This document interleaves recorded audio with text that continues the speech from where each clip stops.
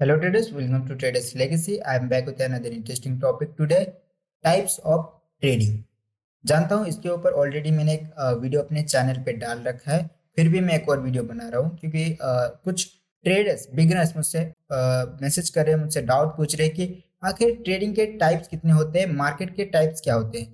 तो उनके जो डाउट्स है आज मैं पूरे कंप्लीट करने वाला हूँ। इसके बाद आपको यूट्यूब पे सर्च करने की जरूरत नहीं है कि ट्रेडिंग के टाइप कितने हैं। This video will be very beginner friendly, so make sure video को आखिर तक देखना।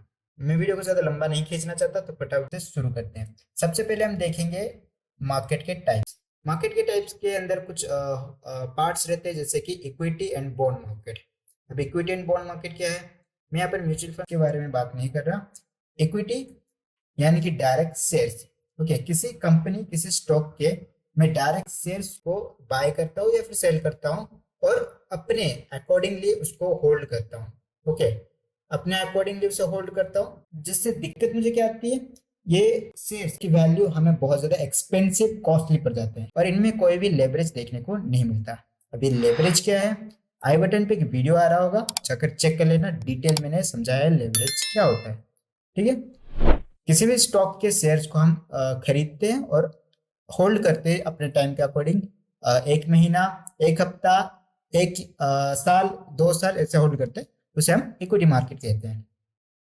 अब ये बॉन्ड क्या है, लेट किसी बैंक को दूसरे बैंक को लोन देना होता है या फिर कोई लोन मांग रहा होता है, तो उस टाइम पे क्या करते हैं, as a receipt bank offer करते हैं, बीआर इशू करता है, बीआर बैंक रिसिप्ट। वैसे ही किसी कंपनी को या फिर किसी स्टॉक को पैसा चाहिए होता है, तो वो क्या करता है, इधर बैंक से लोन लेता है या फिर इन्वेस्टर्स से लोन लेता है, यानी इन्वेस्टर से पैसा बोरो करता है और उसके गारंटी के तौर पे हमें बॉन्ड्स मिलते हैं, यानी कि एक तरह का रिसिप्ट बोल सकते हैं।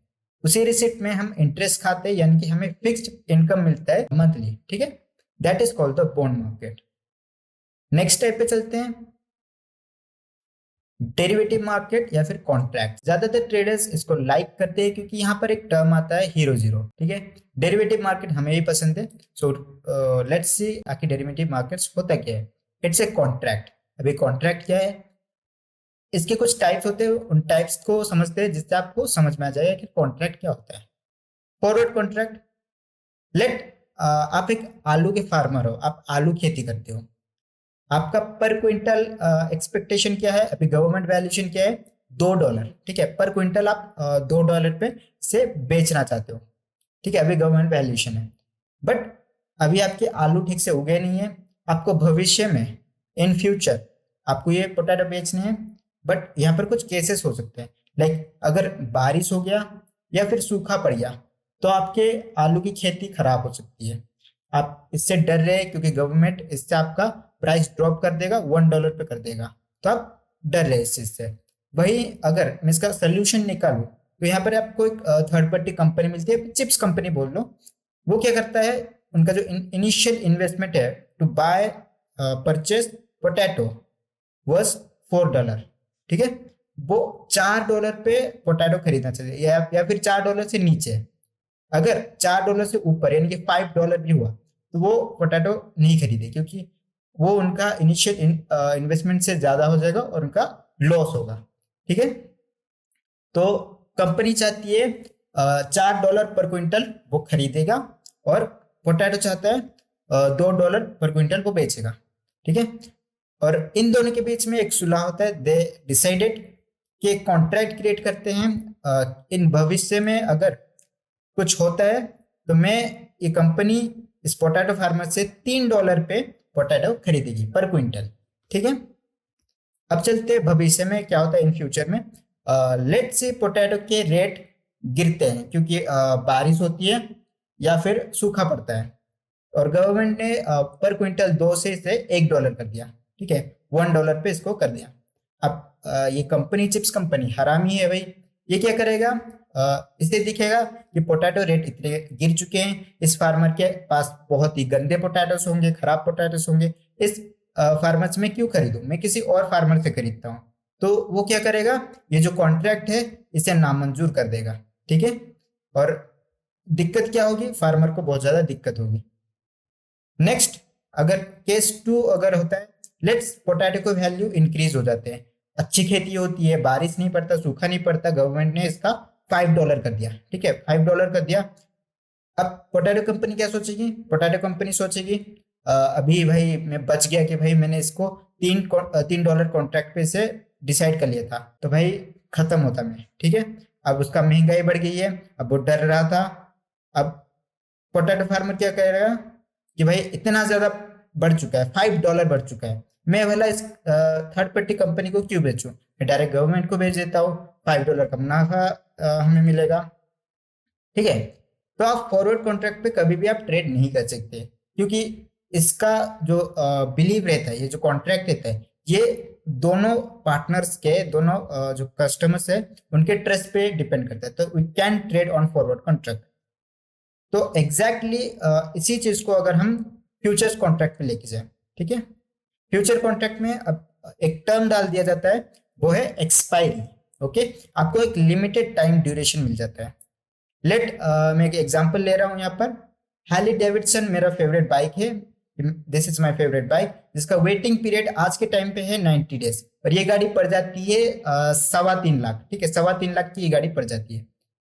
क्या मैं ये गाड़ी अगर शोरूम पे नहीं है, क्या ये मैं गाड़ी खरीद सकता हूँ? क्या वो सेल्समैन जो शोरूम पे है, क्या वो गाड़ी मुझे बेच सकता है? ऑब्वियसली ये गाड़ी वो मुझे बेच भी सकता है, बट गाड़ी शोरूम पे नहीं है। कैसे? थ्रू एडवांस बुकिंग, ठीक है। एडवांस बुकिंग करने से जो शोरूम वाला है वो मुझे ये गाड़ी बेच सकता है, ठीक है। यानी कि एक सिंपल सा कॉन्ट्रैक्ट करते हैं कि मैं 90 डेज तक वेट करूंगा, मैं 90 डेज तक वेट करूंगा और ये गाड़ी 3 लाख 3.25 लाख पे खरीदूंगा, ठीक है। बट एडवांस बुकिंग में हमें क्या देना पड़ता है? एक प्रीमियम भरना पड़ता है, कॉस्ट भरना पड़ता है। लाइक 26,000 का मैंने यहाँ पर एडवांस बुकिंग फी दी ये गाड़ी खरीदने के लिए। अभी मैं ये 26,000 पे ये बुकिंग कर रहा हूँ, आने वाले 90 दिनों के बाद मैं ये गाड़ी आपसे खरीदूंगा। बट अब फ्यूचर में क्या होता है, अब भविष्य में क्या होता है, क्या होता है, मैं डिसाइड करता हूँ कि अभी मेरे पास बहुत सारे पैसे आ गए, मैं डिसाइड करता हूँ कि ये गाड़ी मैं नहीं खरीदने वाला, मैं कावासाकी निंजा खरीदूंगा। तो अभी मेरा जो 90 डेज का जो पीरियड था, अभी मेरे एडवांस बुकिंग का जो पैसा है ये तो हमें मेरे को नहीं मिलेगा, ठीक है, ये पैसा मुझे नहीं मिलेगा वापस। That is called the premium DK. ये प्रीमियम खत्म हो जाता है, यानी कि छोटा सा कॉस्ट दिया मैंने, और ये कॉस्ट के बदले मैंने जो गाड़ी खरीदने का प्रॉमिस किया था वो प्रॉमिस मैंने तोड़ा। अगर मैं इस प्रॉमिस को फुलफिल करता तो 90 डेज बाद मैं ये गाड़ी खरीद लेता।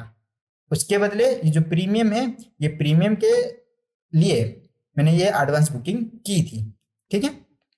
इससे फायदा ये होता है, हमें कॉस्ट अच्छा मिलता है, इसमें कॉस्ट कटिंग अच्छी मिलती है, और जो लेवरेज है वो भी ठीक ठाक देखने को मिल जाता है। Hopefully do you understand. अगर वीडियो यहाँ तक अच्छी लग रही है तो प्लीज लाइक कर दो इस वीडियो को, अगर चैनल पे न्यू हो तो सब्सक्राइब कर दो। तो नेक्स्ट आ जाते हैं ऑप्शन कॉन्ट्रैक्ट पे। एग्जैक्टली वही चीज है, ऑप्शन में सिंपल सा एक फंडा रहता है। जैसे कि आप देख सकते हो फ्यूचर्स में हमें 3 महीने का वेटिंग पीरियड देखने को मिलता है, एग्जैक्टली ऑप्शन में उससे कहीं गुना कम हमें वेटिंग पीरियड मिलता है। लाइक 1 वीक हो गया या फिर 1 मंथ हो गया, ठीक है। इसको भी समझने के लिए एक एग्जांपल लेता हूँ। ऑप्शन पे कांतारा की मूवी लगी है थिएटर पे, आपको पता होगा। आज लेट नाइट शो में बुक करता हूँ, टिकट बुक करता हूँ, ठीक है, जिसका कॉस्ट पड़ जाता है लेट 200 रुपये, ठीक है, 200 रुपये का आज लेट नाइट शो देखूंगा कांतारा मूवी। बट अब क्या होता है, रात को मेरी माँ की तबीयत खराब हो जाती है या फिर मेरा दोस्त कुछ लफड़ा कर देता है, तो मुझे क्या करना पड़ता है, शो को मिस करना पड़ता है, मैं शो नहीं देखने देता। जहां मुझे फ्यूचर्स पे 26,000 का एक प्रीमियम भरना पड़ रहा था, यहाँ पर मैंने सिर्फ 200 रुपये का प्रीमियम भरा, यानी कि हाई लेवरेज मिल रहा है मुझे यहाँ पर, ओके, और कॉस्ट बहुत ज्यादा कम। यानी कि ऑप्शन में आपको टाइम ड्यूरेशन कम मिलता है, यहाँ पर मुझे टाइम ड्यूरेशन में भी 24 घंटे मिलता है लेट नाइट के लिए। तो यहाँ पर मुझे 24 घंटे पे हाई लेवरेज पे लो कॉस्ट पे एक मूवी देखने का मौका मिलता है, ठीक है। That is called the option trading. अब स्वैप क्या होता है, स्वैप कॉन्ट्रैक्ट क्या होता है? स्वैप कॉन्ट्रैक्ट यानी कि एक ओवरनाइट होल्डिंग। अगर आप किसी भी स्टॉक या फिर किसी भी पेयर को एक रात के लिए, बस एक रात के लिए ओवरनाइट लेके चले जाते हो, उसे हम स्वैप कॉन्ट्रैक्ट कहते हैं। एग्जैक्टली फ्यूचर एंड ऑप्शन की तरह ये भी सेम कॉन्ट्रैक्ट है, बस इसका जो वेटिंग पीरियड है वो सिर्फ एक दिन के लिए है। ठीक है, अब नेक्स्ट चलते हैं कमोडिटीज मार्केट पे। अब कमोडिटीज मार्केट क्या होता है? Commodities market things that given by mother nature, यानी कि हमारी धरती माँ अर्थ ने जो चीजें हमें दी है उसे हम कमोडिटीज मार्केट कहते हैं, यानी कमोडिटी में हम ट्रेड करते हैं। ठीक है, इसके भी दो टाइप्स होते हैं, एग्री यानी कि एग्रीकल्चर जो कर सकते हैं, एग्रीकल्चर पे हम ट्रेड नहीं कर सकते, ध्यान रखना। एग्रीकल्चर जो की जाती है, धान हो गया, अपना गेहूं हो गया, उनके ऊपर हम ट्रेड नहीं कर सकते। बट हम जो नॉन एग्री है उनके ऊपर ट्रेड कर सकते हैं। नॉन एग्री पे भी हमें कुछ पेयर्स पे ही ट्रेड करने को मिलता है। नॉन एग्री कौन से हैं? लाइक नॉन एग्री के भी कुछ पार्ट्स होते हैं, energy, base metal and the precious metal. अब एनर्जी में क्या क्या आता है? क्रूड ऑयल, ओके, हमारा कच्चा तेल आ जाता है, beneath oil and natural gas. ठीक है, वहीं बेस मेटल्स पे हमें एल्युमिनियम, जिंक, कॉपर, इन पे ट्रेड करने को मिलता है। और प्रीशियस मेटल आप सभी को पता होगा, गोल्ड, सिल्वर एंड जेम्स। ठीक है, कमोडिटी मार्केट 24 आवर्स के लिए खुला रहता है, आप जब चाहे तभी आप ट्रेड कर सकते हो। ठीक है, फॉरेक्स। फॉरेक्स बहुत ही ज्यादा जाना माना ट्रेडिंग है, आप इसके ऊपर बहुत सारा नॉलेज जानते होंगे, यूट्यूब पे वीडियोस देखे होंगे, फॉरेक्स मार्केट के ऊपर नॉलेज होगा। इंडिया में हालांकि ये अभी इलीगल है, इस पे फेमिया एक्ट लगता है, बट फिर भी आप ट्रेड कर सकते हो। कैसे कर सकते हो आप कमेंट कर दो, मैं आपको डिटेल में एक्सप्लेन करूंगा, एक और वीडियो लेकर आ जाऊंगा। Forex market, foreign exchange. ठीक है, इस पे आप क्या कर सकते हो? स्टॉक्स पे ट्रेड कर सकते हो, इंडेक्सेस पे ट्रेड कर सकते हो, करेंसी पे ट्रेड करते हो। बट मेजरली ट्रेडर्स क्या करते हैं? करेंसी और इंडेक्सेस पे ट्रेड करते हो। स्टॉक्स कौन से आ जाते हैं? एप्पल आ जाता है, अमेजोन आ जाता है, सैमसंग वगैरह कुछ भी स्टॉक्स आ सकते हैं, तो यहाँ पर आप स्टॉक्स ट्रेड कर सकते हो। इंडेक्सेस US30, नाइकी, US100, यहाँ पर ट्रेड कर सकते हो। मेजरली जो ट्रेडर्स है वो करेंसी ही ट्रेड करते हैं। ठीक है, डॉलर रिलेटेड, यूरो रिलेटेड हम डेली ट्रेडिंग करते हैं, ज्वाइन माई स्ट्रीम। ठीक है, और आखिरी आ जाते हैं, पांचवा अपना मार्केट आ जाता है क्रिप्टो मार्केट, यानी कि डिजिटल कॉइन एक्सचेंज। हमें भविष्य में, फ्यूचर में हम पूरा का पूरा डिजिटल कॉइन इस्तेमाल करेंगे, ये मैं लिख के बोल सकता हूँ आपको। ठीक है, डिजिटल कॉइन में हमें बिटकॉइन, इथेरियम, सोलाना, ऐसे बहुत सारे कॉइन्स मिलते हैं जिन पे हम ट्रेड करते हैं। अगर आपको क्रिप्टो ट्रेडिंग सीखना है फटाफट से कमेंट कर दो, मैं आपके लिए एक डिटेल वीडियो लेके आऊंगा क्रिप्टो ट्रेडिंग कैसे शुरू करें। ठीक है, अब टॉपिक के मेन हिस्से पे चलते हैं, द टाइप्स ऑफ ट्रेडिंग। अब ट्रेडिंग के टाइप कितने होते हैं? आपने तो मार्केट देख लिया, अब ट्रेडिंग भी समझ लेते हैं हम ट्रेडिंग किस तरह से करें। ठीक है, ट्रेडिंग में सबसे पहले आ जाता है अपना टाइप 1 इंट्राडे या फिर डे ट्रेडिंग। जैसे कि मैंने सारे मार्केट्स आपको एक्सप्लेन किए, इक्विटी शेयर्स हो गए, फ्यूचर एंड ऑप्शंस हो गए, या फिर आपको पेयर्स हो गया, यानी कि फॉरेक्स हो गया, इंडियन मार्केट हो गया, आपकी जो भी मार्केट है आप उन पे इक्विटी शेयर्स पे ट्रेड कर सकते हो, डायरेक्ट ट्रेड कर सकते हो, फ्यूचर एंड ऑप्शन पे आप ट्रेड कर सकते हो, और जो भी करेंसी के पेयर्स आते हैं, डॉलर रिलेटेड इंडेक्सेस हो गया या फिर गोल्ड कमोडिटीज जो भी आता है, आप उन सभी पे फ्यूचर ऑप्शन या फिर इंट्राडे ट्रेड कर सकते हो। इंट्राडे का मतलब क्या है? आप सिर्फ एक दिन के लिए, यानी कि एक दिन, यानी कि सुबह या फिर सेशन के ओपनिंग होने से पहले कोई भी स्टॉक, कोई भी पेयर, कोई भी कमोडिटी को खरीदते हो, फ्यूचर ऑप्शन खरीदते हो, और डे एंड यानी कि डे के आखिर में या फिर जो आपकी सेशन है, सेशन के आखिर पे आप उसको बेच देते हो, दैट इज कॉल्ड इंट्राडे और डे ट्रेडिंग। ठीक है, अब आ जाते हैं स्कैल्पिंग। स्कैल्पिंग यानी कि कुछ मिनटों, कुछ सेकंडों की बात है। आपने स्कैल्पर्स को देखा होगा, स्कैल्पर्स क्या करते हैं, लाइक जब भी वो एंट्री लेते हैं, स्कैल्पर क्या करते हैं, वहां पर 1:1 कर दिया, ये 1:2 कर दिया। ठीक है, स्कैल्पर्स इस तरह से एंट्री करते हैं। ठीक है, उनका जो रिस्क रिवार्ड रहता है कुछ इस तरह से रहता है। इससे क्या होता है, उनकी क्वांटिटी बहुत ज्यादा एक्सेस रहती है, और वो सिर्फ 5 मिनट, 3 मिनट, 1 मिनट पे फटाक से एंट्री लिया, फटाक से एग्जिट कर लिया। ठीक है, that is called the scalpers. Okay, swing traders. अब स्विंग ट्रेडर्स कौन है? जो 1 घंटा, 2 घंटा, 4 घंटा, एक दिन या फिर 2 दिन ट्रेड करते हैं। ओके, किसी भी पेयर, किसी भी स्टॉक, किसी भी फ्यूचर ऑप्शन को आप एक दिन के लिए बस होल्ड करते हो उसे हम कहते हैं swing trader. Swing trader also 1 month जो होल्ड करते हैं, 1 मंथ 2 मंथ होल्ड करते हैं, उनको भी स्विंग ट्रेडर कहते हैं। बट मैं आपको बेसिकली बताऊं, अगर आप 1 से 2 दिन अगर होल्ड करते हो that is called the swing trader. Okay, अब लास्ट आ जाते हैं इन्वेस्टर। अब मैं आपको म्यूचुअल फंड्स के बारे में भी बताता हूँ। म्यूचुअल फंड्स लाइक 2 तरह के होते हैं, SIP एंड लमसम्स।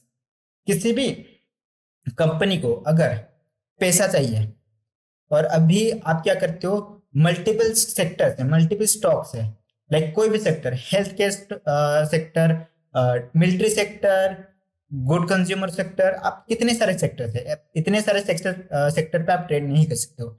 उसका सोल्यूशन है म्यूचुअल फंड्स। आप क्या करते हो, कुछ इंस्टीट्यूशन FIDIs को आप फॉलो करते हो, उनके डेटास को रीड करते हो और वो कौन सी कंपनी में इन्वेस्ट करते हैं आप उनको एनालाइज करते हो और उनके जो भी स्टॉक्स है उन स्टॉक्स पे वो कितना आपको NAV देते हैं, नेट एसेट वैल्यू देते हैं, उसी के अकॉर्डिंग आप SIP करते हो। यानी सिस्टमैटिक इन्वेस्टमेंट क्या होता है उसके ऊपर मैं डिटेल वीडियो बना दूंगा, आप बस सब्सक्राइब करके रखना। ओके, लमसम्स यानी कि लॉन्ग टर्म, आप 1 साल 10 साल 12 साल 14 साल आप होल्ड करते हो, that is called the investor.